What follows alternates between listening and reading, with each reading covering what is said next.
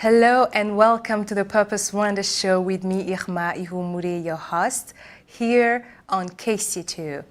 Today, I am excited because we have a wonderful guest. Our guest, he is such a passionate man. Yes, I just said it, he's a man. He's very passionate about the youth empowerment, youth development. He is a mentor, he is a trainer. And before joining the private sector to become an entrepreneur, he served for 15 years in the government. He is an inspiring person, and before I welcome him, I would like to quote him. He said something that really pleased me, and I want to quote his words. This is what he said. He said, "My approach is always to inspire and create an engaging environment that enables people, the youth in particular, to improve what they're doing and to discover their hidden potential." Wow. Our guest is Apollo MUNANURA. Welcome to the Purpose Rwanda show. Thank you for having me. We are pleased to have you. Thank you very much. So please take us back a little bit. Who was Apollo as a young man? Who was Apollo as a teenager? Thank you. As a teenager, of course, I grew up like majority of the teenagers, very active, very stubborn. In most cases, even getting into trouble with parents and other guardians. Yeah, but I think I enjoyed it. It was the most exciting part of my years, being a teenager. I remember vividly up to the age of 15. Yeah. I was staying in a village up to the age of 15. Wow. And I think getting into 16, that's when I went to the city. Okay. But I think that time that I lived, that I stayed in that part of the country, in the village, that was the most exciting. Exciting in the sense that I learned a lot during that teenagerhood. I had an opportunity at home. We were mixed farmers, so we kept cattle, and we also went into crop growing. Wow. So at the age of 15, I really knew most of the work related to cattle keeping and also, cultivation. Wow. So it taught me hard work. It taught me to work hard. Whether you wanted or not, you had to work. Absolutely. So by age of 15, really, I was a very sharp teenager. So you were like doing all the housework, and at the same time you were going to school? Absolutely. Going to school. That life in the village, you study probably from a school in about 5 kilometers or 4 kilometers, but you still, before you go to school, you have to do something. And after school, you have to do something. Yeah, it's like you're constantly active. You always have something to do. And weekends, you have to do something. Yeah. You keep the cows or you go to the shamba. Wow. So basically, that was very exciting. And I think it formed a very strong foundation for my future that I lived later. So yes, it was very good to have even I think that's when the parenting was even at its best. You are with the parents, and the parents are trying everything possible to teach you that as much as possible. The values, especially the values, I think. Yes, some of the values that we carried on and kept together up to now are the values that you got from home before you went to the city and started mixing up. Okay, so you grew up in the village, as you shared with us, and at 15 years old, you moved from the village, you went to the city. Sure. And so I would like to know at which point of your life where you became conscious of purpose. Like, have you gotten to that point where you started actually, being very conscious about your purpose, having a meaningful life?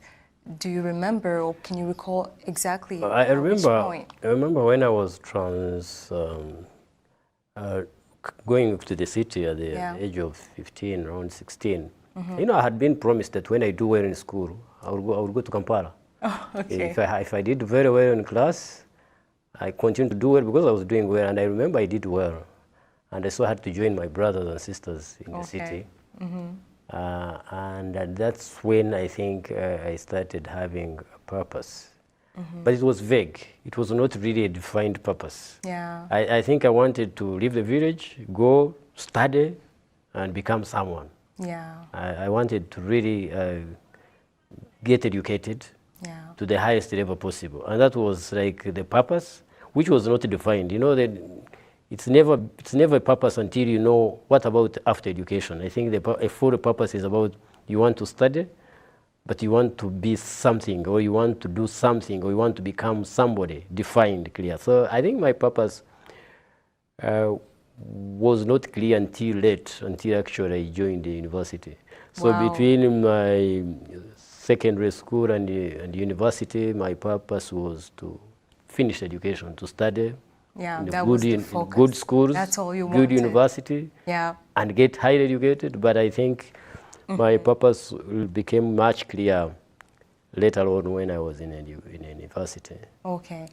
Getting exposed and getting to hear from others. I think, you know, in our years, career advisory services were very limited. Yeah. So we never had a chance to really be advised and to be, you know, mentored and to be told what we expect in the future and what you can be and how you can purpose your, you know, yourself and how. So yeah, it came much later. Okay. But I had an ambition, I think. Okay.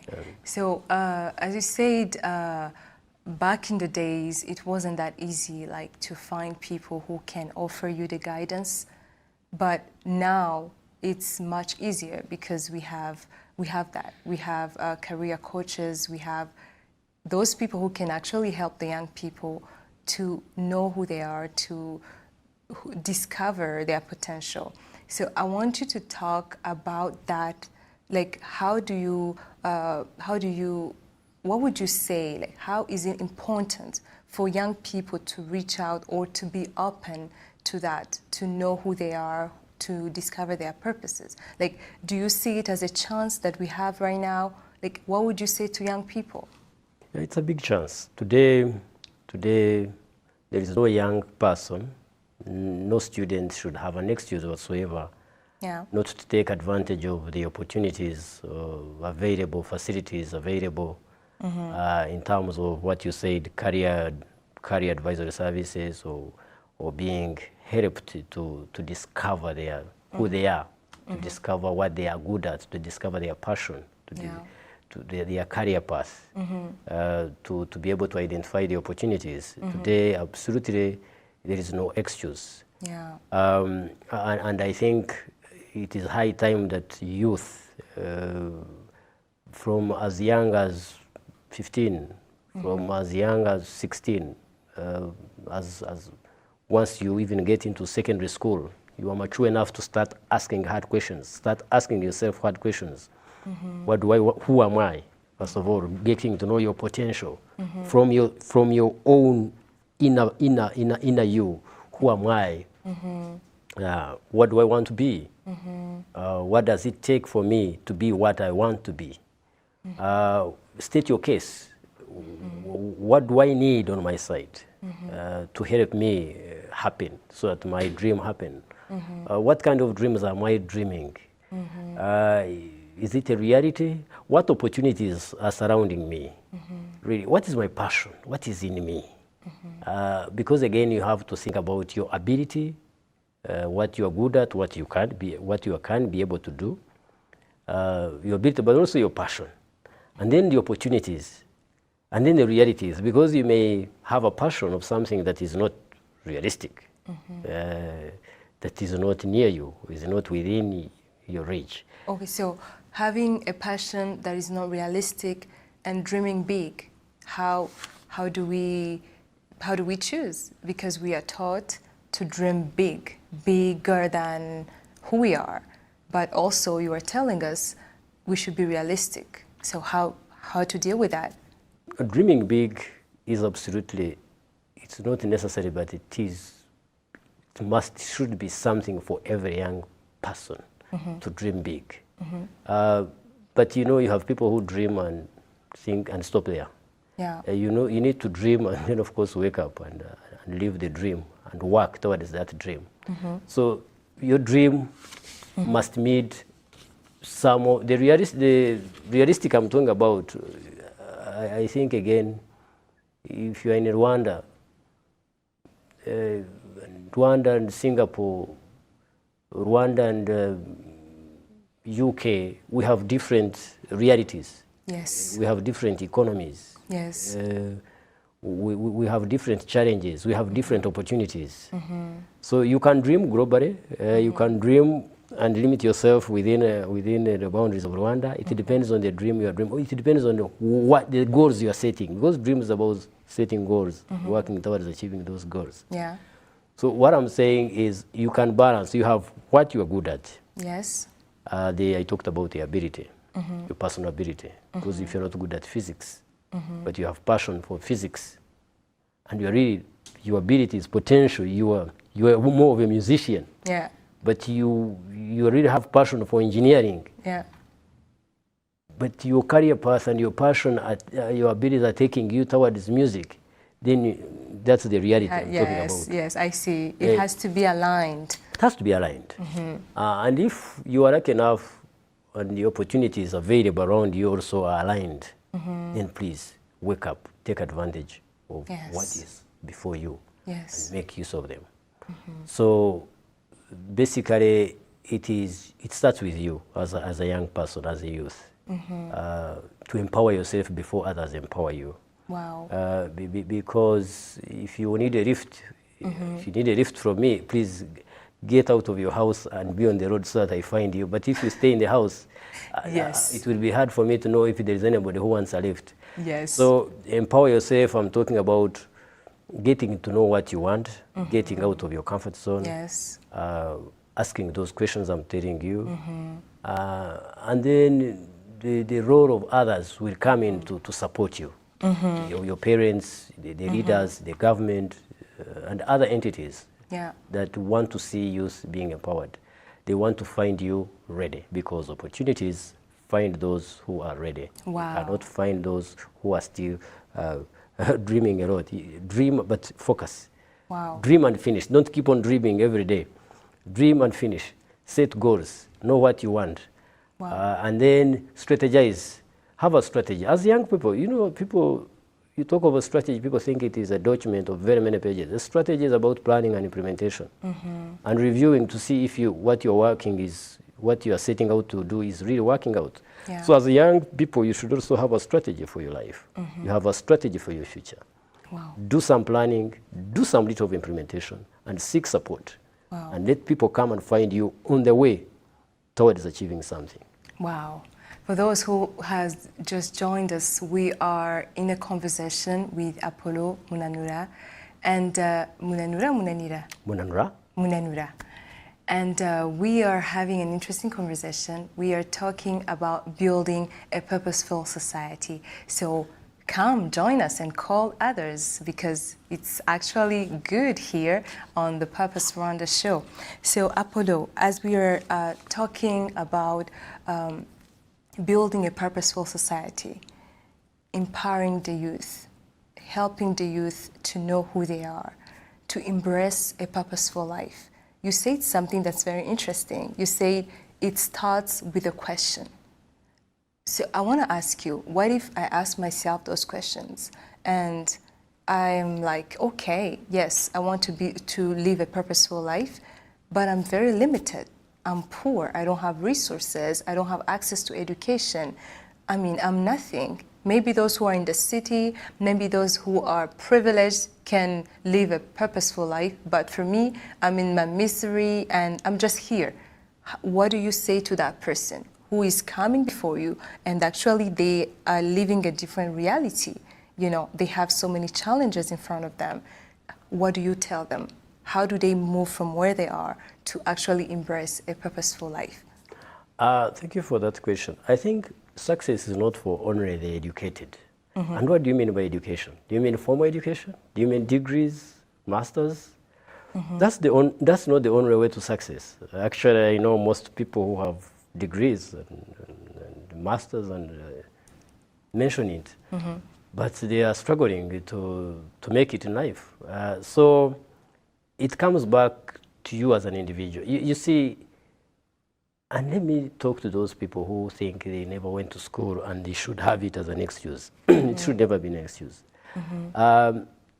You know, those days when we were learning economics, I think even up to now, they used to say 3 factors of production: it is land, labor, and capital. Yeah.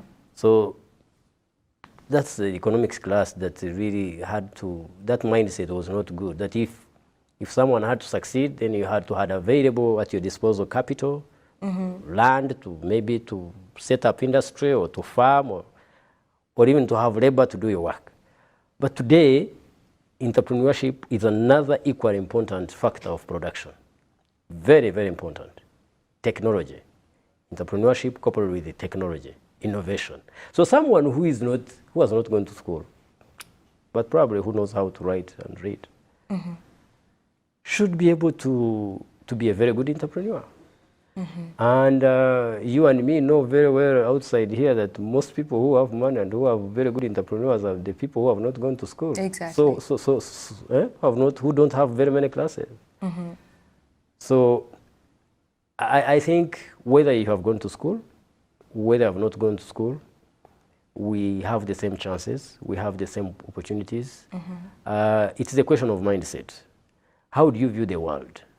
So if you are down there and you think, I've not gone to school and therefore I will not make it, you are really tying yourself. That's an obstacle, unnecessary obstacle you are creating for yourself. Unnecessary fears, that is a risk to yourself. Get out, set out your plan, make sure you can think. Because, you know, entrepreneurship is for everybody. Every gender, every age. So even at 50, you can decide to say, I'm going to do something. That's so true. And I think it is important that we invest in thinking and believing, self-belief, self-drive, self-motivation. It starts with yourself. It starts with you. Don't set boundaries for yourself. Don't say, I did. If you are educated, well and good, it is very good because you actually enterprise what you studied. If you did IT, you will start business in IT. If you did engineering, you may want to start business in engineering because you actually want to do business in what you studied and what you know. But even if you need to go to school, like in Rwanda, we have very, very, very amazing examples of people who are doing very well, and you not ask them those papers. That's so true. So it shouldn't be a limitation at all. Yes. It should be a question of standing up and going for it. And mindset change. Yes. How people thought many, many years ago should change. It should change because, as you said, it comes back to what you think. How do you think about yourself? How do you view the world? Like, because if your mindset is very limited, then you can't achieve more. But maybe what everybody can do, including government, to such people. Yes. The youth who have not gone to school, and being both those who have gone to school and those who have not gone to school, it's continued empowerment, to empower them, to build their capacity. Building capacity which is outside the schools, the university, which is not formal education, but capacity, targeted capacity building. Relevant skills that these youth need. Because look, Africa is demographically a young continent. That's so true. It is experiencing rapid growth, population. Yeah. And so, actually, studies show that by 2050, the ages between 15 and 35 will have doubled to 850 million people. Wow. That's not bad. Economically speaking, for me, I think it's not bad. It's not even a threat, only if we empower them. If we start empowering today the African youth, of course, Rwanda is part of Africa. Now I also include Rwanda.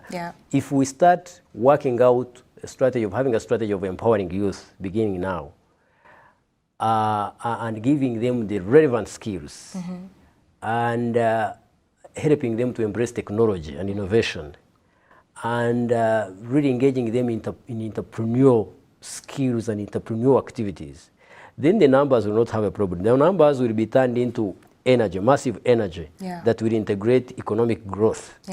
And that economic growth, of course, will lead to shared prosperities. But if we don't, if we don't empower these youth, you see the population is really growing. If It's we don't work growing, out on a yes. strategy to give the youth what they need to prosper economically, then our young people will remain on the margins of the formal economy. That's the problem. So we have to start doing something. Yeah, so it's like there is a role to play. Of course. The role that has to be played by leaders. Absolutely. As long as, you know, the youth can embrace that life, the youth can, you know, can wake up and be like, oh, we want to start living purposefully, we want to be a youth of vision and all that. But there is also a responsibility that the leaders have in empowering the youth, in helping them, in doing the best that they can to create the best environment for them to flourish.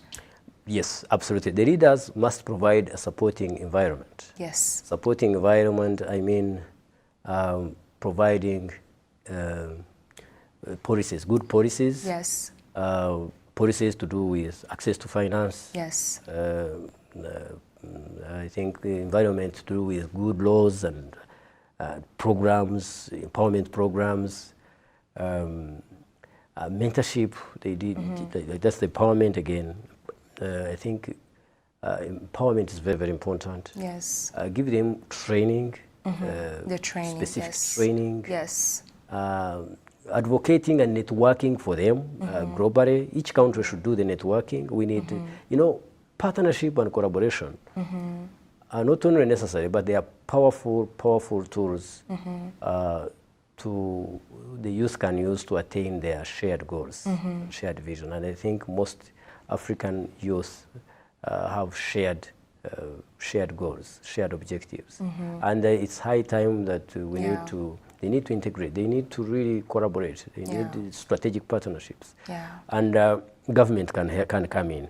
So supporting environment, a conducive environment for them. And I'm talking programs, good policies, infrastructure, like we are doing for youth in Rwanda. The IT is really robust, you know. Yes. Access to finance is almost a reality for most of the youth across the country.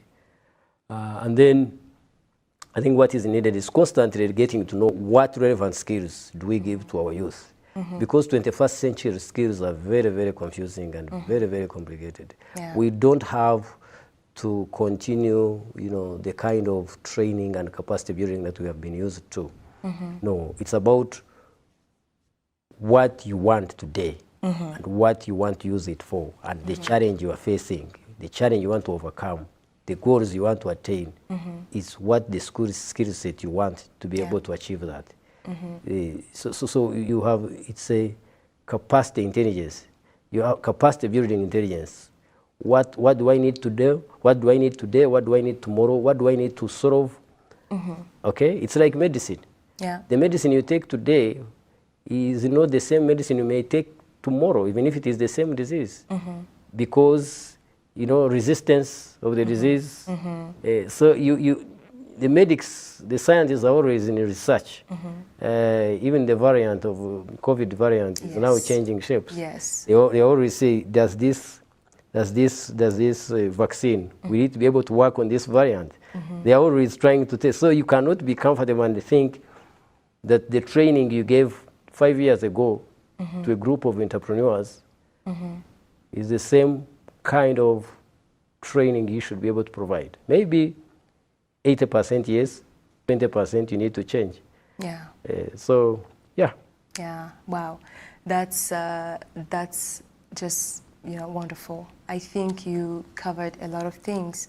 You just covered like the role of the leaders in helping the youth.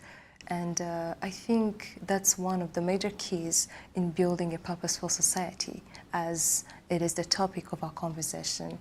You have touched how the youth should behave in embracing that kind of life, how they should start by asking themselves questions, how they should start by believing in themselves, empowering themselves, not necessarily needing, you know, the outside influence. They should start actually by influencing themselves, by embracing the right mindset, by embracing the right thoughts. So I think that leads us to the end, but before I let you go, I want you to tell us briefly, what are your plans for the youth? What are your future plans for the youth? I know you have done so many things to impact the youth, especially here in Rwanda. I would like to know, what should we expect from you? What's coming? I know there are a lot of people viewing us right now, especially young people. So what should they expect from you? Thank you very much. I started working with youth about 12 years ago, but that was part of the work that I was supposed to do, that I was paid for to do. Okay. But within a few years, it almost became a passion. I ended up being passionate about working with the youth because of the impact that I was seeing, the results, the transformation that all of us that were involved in this kind of youth development agenda, we were all excited, all the people I were working with. You know, those days, entrepreneurship, for example, was a very new phenomenon in Rwanda. It was still new, so we started, all of us, with my colleagues in government that we were working with, and we enjoyed every moment, every step. Personally, I really was excited. So from then, I've been working with youth, whether it is when I was still in government, even after when I left government, working in my own, I've been working with youth. And I don't see myself stopping unless I don't have a way to. Today, I'm also privileged to work closely with Purposeful Rwanda on the advisory part, which gives me an opportunity to continue contributing towards the youth empowerment. There are other organizations also informally I work with on a volunteer basis to try and support the youth development initiatives. But yes, who knows the future? I think I leave it open. Many youth consult me. We talk on phone, we meet, we mentor, we do a lot of mentoring with other colleagues of mine. And yes, I'm looking forward to continue giving my modest contribution to youth empowerment agenda in this country, whichever way. Thank you very much. Thank you very much. Thank you for your time. It was a wonderful conversation, and we look forward to inviting you again. Thank you very much. Because we believe the youth is the future. Absolutely. Yeah, thank you very much, Apollo. Thank you. Thank you. This was a conversation with Apollo MUNANURA with Purposeful on the show. And I hope you all learned something. I hope you enjoyed. I personally enjoyed it very much because I was inspired. So I'm looking forward to setting another date with you all here on KC2 at 7 p.m. on Saturday.